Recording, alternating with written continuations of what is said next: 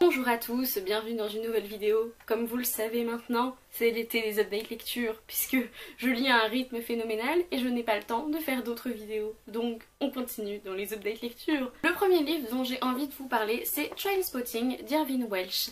Je l'ai lu, enfin je l'ai commencé quand j'étais à Édimbourg puisque ça parle d'un groupe d'amis, plus ou moins amis, camés, des gens qui vivent à Édimbourg dans les années 90. On suit donc leur peine à décrocher de la drogue, à retomber dans la drogue, dans l'alcool, dans la violence, dans la pauvreté.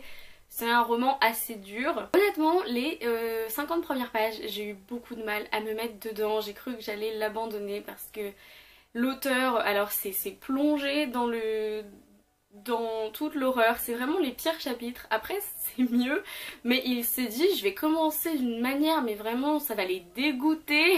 Au fur et à mesure on s'attache aux personnages quand même si c'est pas facile parce que c'est pas forcément des personnages ou même des personnes qui dans notre vie nous inspireraient beaucoup de compassion, mais puisque on se rend compte qu'ils sont dans un cercle vicieux de misère, d'aide au chômage, de gens qui veulent pas les aider, au contraire. Franchement, ça donne pas très envie d'aller à Édimbourg, ça par contre. C'est en même temps en plein dans le boom du sida où Édimbourg était une des villes où il y avait le plus de cas de sida.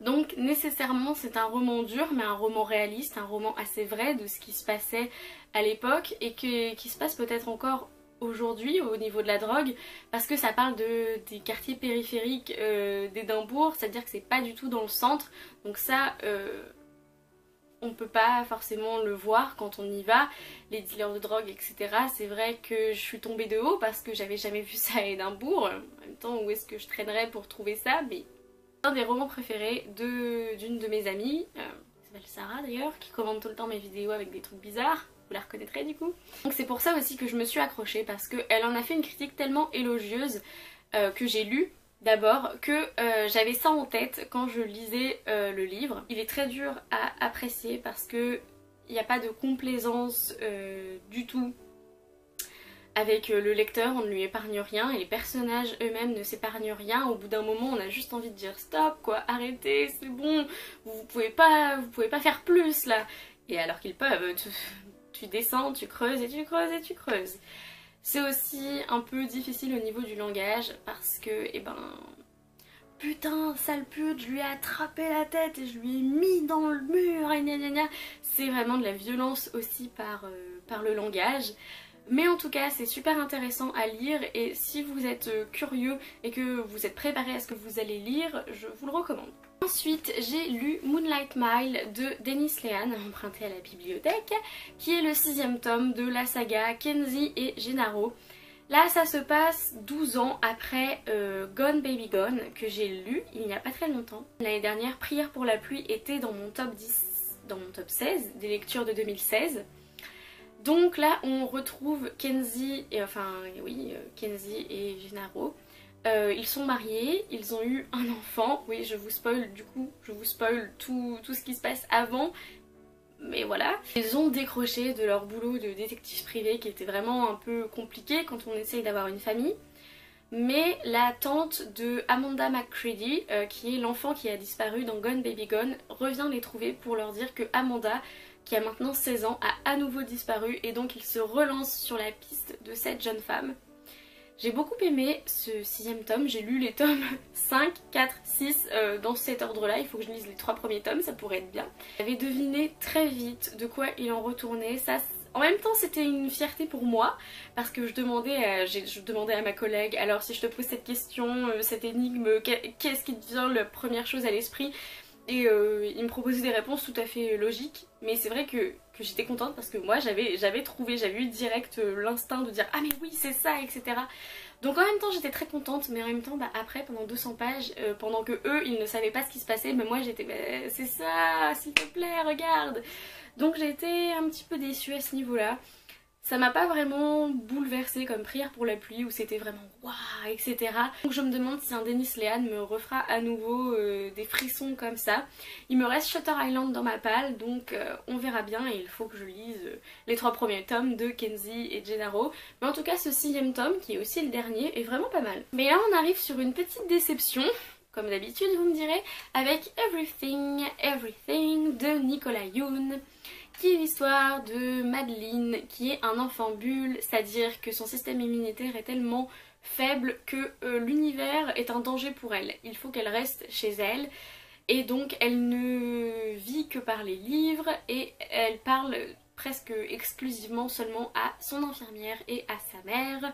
Pour une adolescente même adulte de 18 ans, c'est compliqué quand même. Et un jour il y a un beau jeune homme qui va déménager dans la maison à côté de la sienne et ils vont vouloir être amis directement et ensuite tomber amoureux. J'ai trouvé que le début était vachement conventionnel, vachement codé, j'avais l'impression d'avoir déjà lu ce genre de choses, peut-être parce que je m'étais renseignée sur les enfants bulles justement. Je sais pas que je m'ennuyais parce que c'est une lecture très rapide et très addictive quand même, mais on restait dans du conventionnel je trouve et ça me dérangeait un peu. Ensuite j'ai trouvé que la deuxième partie du roman, je ne dirais pas ce que c'est, mais était beaucoup plus rythmée, beaucoup plus active et j'ai vraiment préféré la fin au début. Mais c'est vrai que du coup j'ai pas été autant emballée que tout le monde et ça m'a rendue un peu triste parce que je m'attendais à quelque chose d'assez voilà, péchu et je l'ai pas eu. J'ai trouvé ça assez lisse malheureusement. Après c'est simplement mon avis, n'est-ce pas? En tout cas, j'ai beaucoup aimé par contre la plume de Nicolas Yoon et j'ai très envie de lire le roman qui vient de sortir, The Sun is also a Star, parce que j'ai l'impression que le synopsis me tenterait plus que celui-là. Ensuite, j'ai lu Mes amis devenus de Jean-Claude Mourleva, parce que Lemon June en avait parlé. Cette fille est un gourou, c'est l'histoire de Silver qui a maintenant la soixantaine et qui va revoir ses 4 amis de lycée. Ils ne se sont pas vus depuis 40 ans. Et pendant une bonne partie du livre, Silver attend à l'embarcadère pour les voir arriver et il fait une rétrospective sur leur histoire à chacun et sur son histoire aussi personnelle. Et j'ai trouvé vraiment que c'était, enfin de toute façon, allez voir la vidéo de Lemon June parce qu'elle le décrira 10 000 fois mieux que moi. Mais c'était doux et amer en même temps, c'était très nostalgique, très ancré dans une espèce de France un peu du sud, etc. C'était vraiment toute une ambiance de la ferme, des petites villes, la petite ville de Louveira, etc. En tout cas moi j'ai été complètement happée dedans. Et pendant toute la lecture je pensais à ma grand-mère et c'est pour ça que je lui ai acheté pour son anniversaire. Ça faisait écho à des questions que je me pose en me disant est-ce que dans 40 ans les amis que j'ai maintenant je les reverrai? Est-ce que ce sera comme avant? Est-ce que la vie va nous séparer ou pas? Est-ce que ce sera grave? C'est des questions que je me pose parce que je suis quelqu'un d'assez angoissé. Et du coup ça a répondu à beaucoup de mes questions et c'était très beau, c'était très juste. J'aime beaucoup la plume et l'écrit de Jean-Claude Mourleva. J'ai lu quasiment tout ce qu'il a écrit pour la jeunesse et là c'était ma première plongée dans ce qu'il écrit pour les adultes et j'ai trouvé que c'était très réussi, très estival, très facile à lire et des personnages vraiment très attachants. Donc j'ai été complètement conquise par ce livre, ça m'a fait du bien. Et enfin le dernier livre que je veux vous présenter, je l'ai lu déjà il y a pas mal de temps. Je pensais en faire une vidéo review que sur ce livre mais je me suis dit que je pouvais l'inclure dans une update lecture parce qu'il m'a vraiment bouleversée donc j'ai du mal à savoir encore comment en parler. Je l'ai lu sur liseuse et c'est Only Ever Yours de Louise O'Neill. Ce livre a donc propulsé Louise O'Neill au rang de mon nouvel auteur favori. Il y a quelques semaines j'ai lu Asking for It d'elle et ensuite je me suis directement plongée dans Only Ever Yours parce qu'elle m'a donné le sentiment que j'avais envie de lire tout ce qu'elle avait écrit auparavant et elle a seulement écrit 2 livres pour l'instant, elle est jeune. Donc voilà, j'ai hâte de voir ce qu'elle va faire par la suite.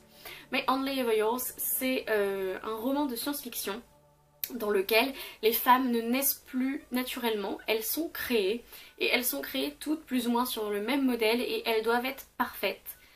Elles sont ensuite mises dans une école pour qu'on les élève d'une certaine manière et à la fin elles sont divisées en 3 catégories. Mieux classées puisqu'il y a un classement des filles selon leur beauté, selon les efforts qu'elles font pour améliorer leur physique. Les meilleures classées seront épouses, les moins bien classées seront concubines et vraiment le bas de la chaîne, elles seront professeurs. Franchement, ça m'a complètement bouleversée, ça m'a soufflé parce que cette société est tellement injuste et en même temps elle a des points communs avec notre société à nous qu'on ne peut pas oublier quand on lit le livre. Les filles n'ont pas de majuscule à leur prénom parce que ce sont des objets, très clairement, et elles ont un matricule. Donc c'est pour ça que ça me fait penser aux détenus, parce que c'est vraiment très dépersonnalisé comme moyen d'élever des jeunes femmes. J'ai beaucoup aimé le personnage principal parce que certes il fait beaucoup d'erreurs. Elle s'appelle Freda et dès le début elle a beaucoup de défauts et en même temps elle est très ancrée dans cette culture qui nous dérange profondément, mais au fur et à mesure on intègre, ça devient intériorisé toutes les règles qu'elles ont subies, tout ce qu'elles entendent à longueur de journée, et ben à la fin on est mais pourquoi tu fais ça, tu vas descendre du classement, etc. Et après on prend du recul et on se dit wow, mais est-ce que ce classement il est vraiment important? Est-ce que le mieux c'est de devenir épouse?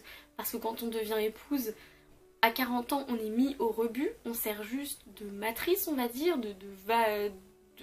d'espèce d'être humain, même pas d'objet porteur de petits garçons. Quand on est concubine, on est une pute, très clairement. Les hommes arrivent et peuvent vous prendre dans n'importe quel sens, etc. à n'importe quel moment. La seule vie qui vaut la peine d'être vécue presque, c'est celle de professeur. Et encore, on doit élever et en batterie presque des jeunes femmes dont on sait que la vie ne sera pas extraordinaire. Donc il n'y a presque pas de bonnes solutions dans ce monde et ça nous fait beaucoup réfléchir. J'aurais beaucoup plus de choses à en dire mais je le mettrai peut-être plus par écrit. Ça m'a profondément bouleversée, j'y ai repensé, repensé et repensé. La fin m'a complètement j'étais sur le cul, pardonnez-moi de l'expression. Si vous êtes assez bon en anglais, je vous le conseille à 200%, pareil que pour Asking for It. Franchement, c'est révolutionnaire, révoltant et effrayant à la fois. Tout ce que j'aime, j'ai vraiment envie de lire beaucoup plus de livres avec un message féministe comme ça. Et en tout cas, quand j'ai fini le bouquin, il était 3 h du matin parce que je ne pouvais pas m'arrêter de lire. Et je me suis posé la question, je me suis dit, est-ce que je viens de lire le livre le plus génial que j'ai jamais lu? La question se posait. C'est vrai que là ça carbure au niveau lecture et j'aime beaucoup ça, je découvre beaucoup de choses que j'adore. Si vous avez envie de lire un des livres que j'ai présenté ou que vous l'avez lu et que vous n'êtes pas d'accord avec moi ou que vous êtes d'accord avec moi, je vous en prie laissez tout ça en commentaire, j'adore vous lire et j'adore quand vous réagissez à ce que je vous propose. En attendant une prochaine vidéo, lisez bien, amusez-vous avec vos lectures et bisous!